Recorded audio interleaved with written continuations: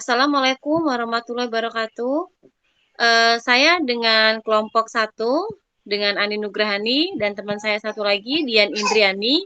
Kali ini kami akan menjelaskan mengenai Return on Invested Capital and Profitability Analysis. Di sini ada exercise 7.3, ada A dan B. Dengan A di sini penjelasan mengenai cash flow from operation computation. Yang pertama ada net income. Contohnya di sini 10.000 US dollar. Add item to convert to cash basis. Terus yang B di sini ada poin 1, 2, 3 mengenai the issuance of treasury stock for employee stock plans as compensation requires an add back to net income because it is an expense not using cash. Poin nomor 2 itu the cash outflow for interest is not included in expense and must be included as cash outflow in investing activities as part of outlay for property. Yang ketiga, in the difference between patient expense and actual funding is an equalability. The unpaid portion must be added back to income as an expense not requiring cash. If the amount funded exceeds pension expense, the net income must be reduced by that excess amount. Untuk di sini exercise 7.7 itu ada 13 poin. Terdiri dari net income, cash from operation, cash position. Untuk penjelasan poinnya itu yang pertama ada untuk different tax accounting, yang kedua depend on whether tax saving are realized in cash, yang ketiga if profitable, yang keempat if receivable collected, yang kelima depend on whether interest is paid or accrued. Next ada problem 7.4, itu contohnya di sini ada Dex Corporation Statement of Cash Flow for the year at December 31 year 2. Dalam hitungan ribu di sini ada cash provided from US for operation. Yang pertama pasti net income, terus ada cash provided from US for investing activities. Terus ada untuk yang cash provided from US for financial activities, di sini bisa dilihat dengan net decrease in cash itu minus di 140.000 US dollar. Terus yang poin B di sini, the major reason for the difference between net income of $160 and cash outflow for operation of $166 are the heavy investment in inventory of $145 and the increases level of financing of customer evidented by $310 higher, jadi lebih gede ya. Comparison to this heavy investment in operation asset, account payable have increased very modestly with rising sales and profit. The company is experiencing as property squeeze. This simulation be accurate before the liquidity problem become more serious. The following action are reasonable recommendation. Ada 4. Reasonable yang pertama, the larger volume of purchase justifies increased trade credit. The resulting expansion of account payable will increase cash from operation. The company need a large equity capital base. With increasing profit and with the company being in a growth industry, this may be a good time to sell stock without diluting earning per share. Issues of equity will form a good base for future borrowing, so business continue to expand rapidly. Yang keempat, after additional equity capital has been obtained, the company should consider lowering the dividend payout. For a fast-growing and profitable company such as that, a dividend payout ratio of 68% atau dari $109 dibagi 160 is quite high. Given its current profit opportunity, more earnings should be retained in the business. Gitu. Terus kita bahas mengenai return on invested capital. Jadi hubungan antara laba dengan investasi modal yang disebut pengembalian atas investasi modal atau return of invested capital atau biasa disebut ROIC atau pengembalian atas investasi, return of investment atau ROI.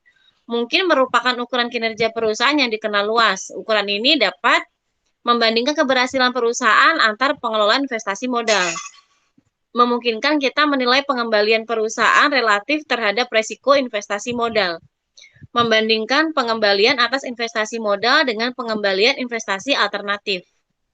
Terus hubungan ROI ini yang pertama berhubungan dengan pendapatan atau ukuran performa lain kepada tingkatan perusahaan dan sumber keuangan. ROI membolehkan melakukan perbandingan dengan alternatif kesempatan investasi.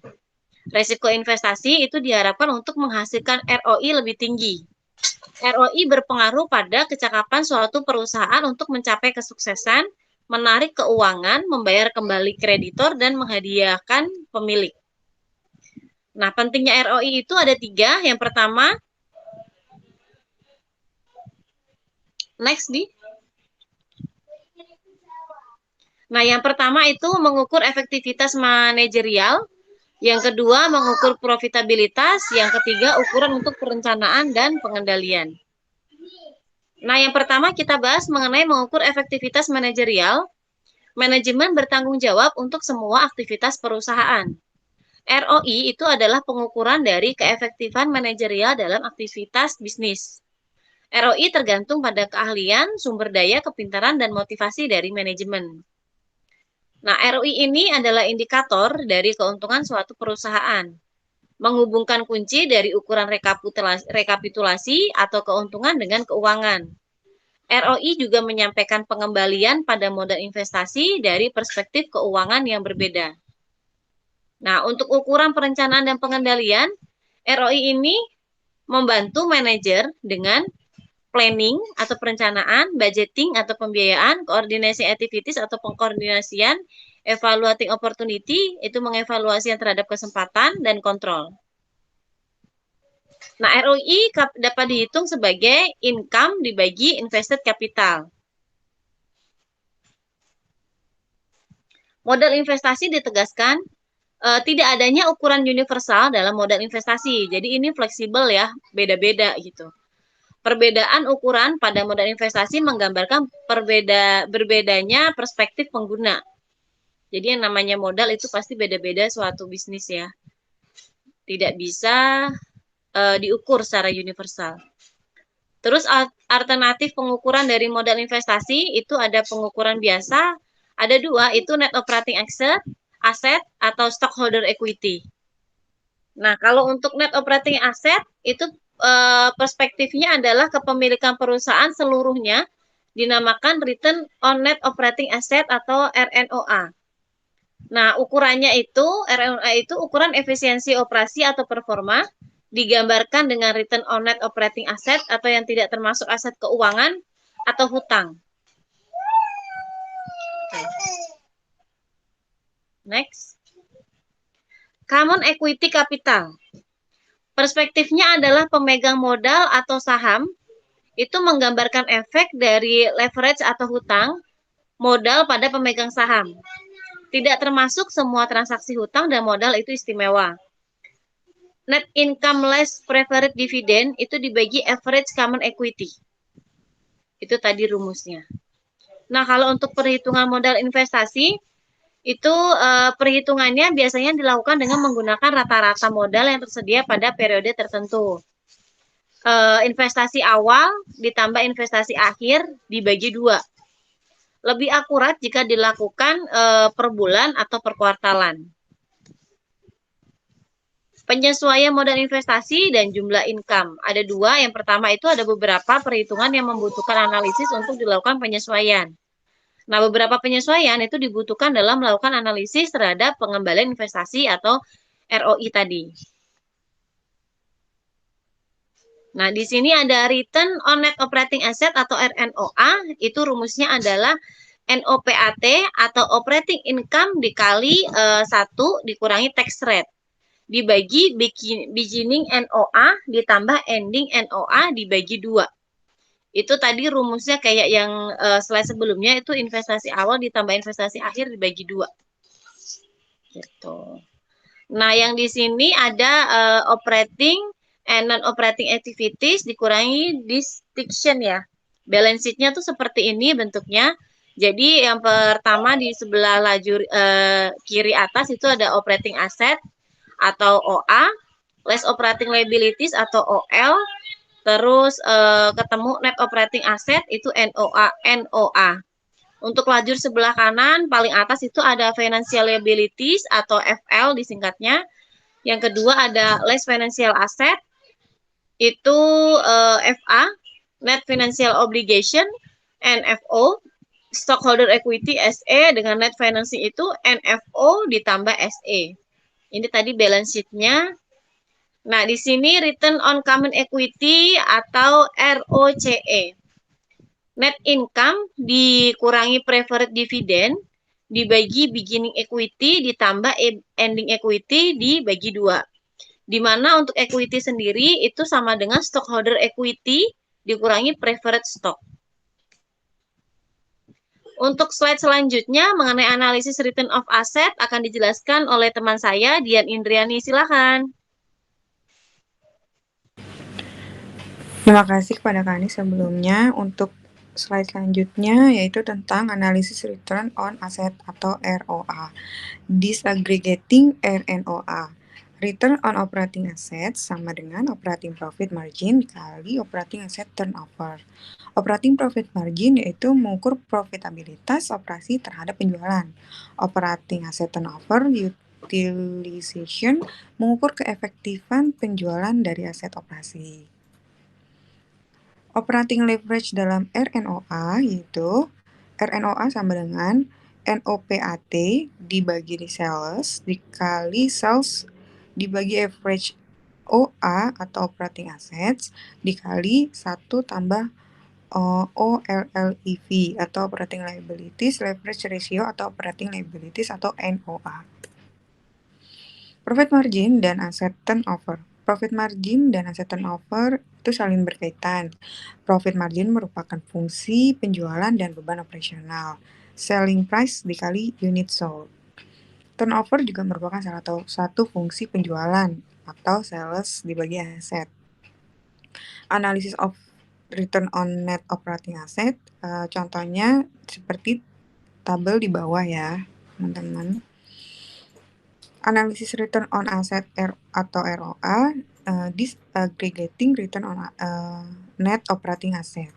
Return on net operating asset bagiannya seperti yang ditampilkan pada layar itu ada NOPAT margin dikali net operating asset NOA turnover. Nah, lalu NOPAT per sales sales plus average NOA. Nah, untuk mendapatkan NOPAT, sales dikurang cost, lalu average NOA dari net operating working capital plus long term net operating assets. Untuk mendapatkan cost yaitu cost of sales plus selling expenses plus administrative and other expenses. Lalu untuk long term net operating asset didapatkan dari hasil PPE assets plus intangibles and other LT operating assets dikurang pension and OPEB liabilities dikurang other LT operating liabilities. Lalu untuk mendapatkan net operating working capital yaitu dengan penjumlahan cash, receivables, inventories, other ST operating assets, dikurang payables, dikurang other accruals, hasilnya net operating working capital. Analisis return on asset, pemisahan profit margin yaitu operating profit margin atau OPM sama dengan NOPAT dibagi sales. Pre-tax PM sama dengan pre-tax sales PM plus pre-tax other PM. Pre-tax sales PM sama dengan gross margin dibagi sales, dikurang selling expense dibagi sales, dikurang administration expense dibagi sales, dikurang R&D dibagi sales. Untuk pre-tax other PM sama dengan equity income dibagi sales plus special items dibagi sales dan ditambah lain-lain. Pemisahan margin laba. Gross profit margin mencerminkan laba kotor sebagai persentase dari penjualan, mencerminkan kemampuan perusahaan untuk meningkatkan atau mempertahankan harga jual. Penurunan margin mungkin menunjukkan bahwa kompetisi telah meningkat atau produk perusahaan ini telah menjadi kurang kompetitif atau keduanya. Selling expenses, general and administrative expenses.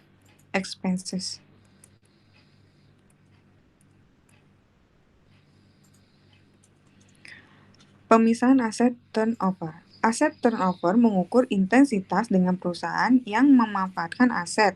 Ukuran utilitas aset yang paling relevan adalah penjualan, karena penjualan pada dasarnya adalah laba. Sales dibagi average net operating asset. Pemisahan aset turnover, accounts receivable turnover mencerminkan beberapa kali piutang rata-rata dikumpulkan. Rasio yang terkait average collection period. Inventories turnover mencerminkan berapa kali persediaan rata-rata dikumpulkan. Rasio yang terkait average inventories days outstanding. Long-term operating asset turnover mencerminkan produktivitas aktiva operasi jangka panjang. Accounts payable turnover mencerminkan seberapa cepat utang dibayar rata-rata.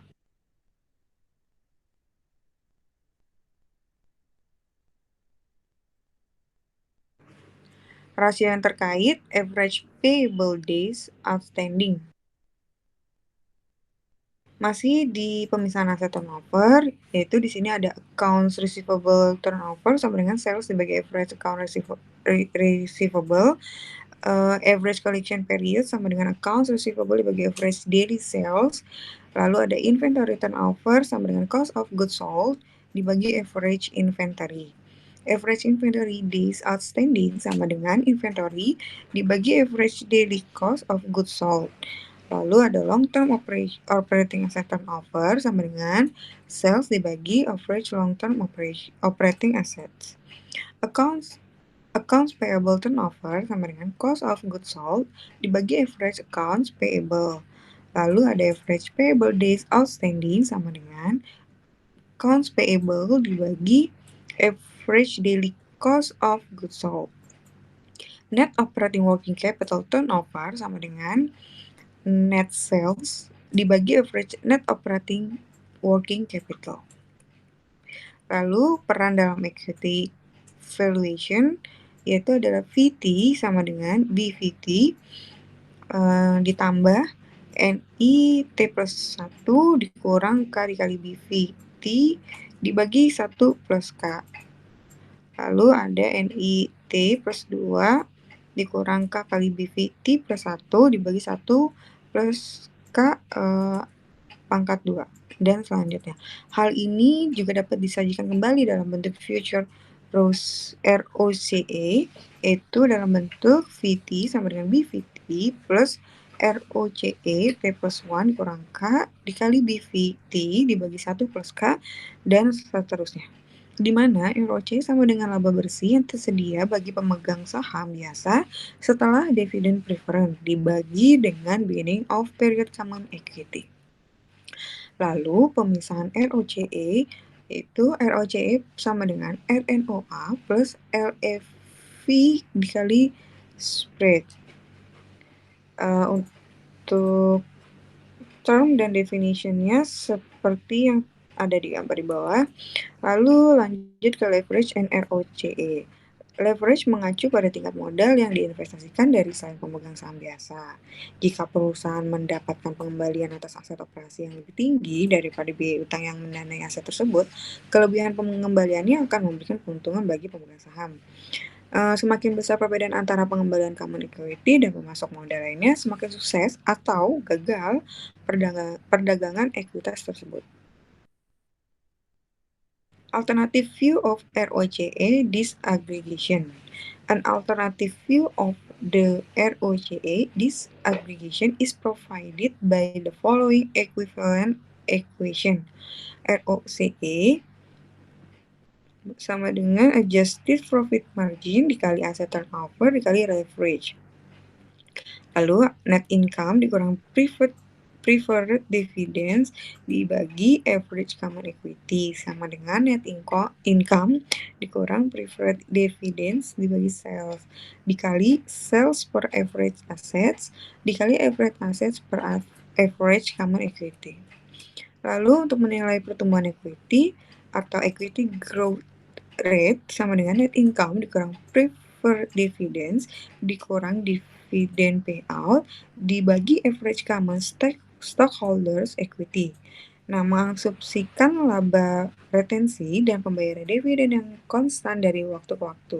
Menilai tingkat pertumbuhan common equity melalui retensi laba. Menilai pertumbuhan equity sustainable equity growth rate sama dengan ROCE dikali 1 dikurang payout rate. Pertumbuhan internal perusahaan tergantung retensi laba dan pengembalian yang diperoleh dari laba yang ditahan.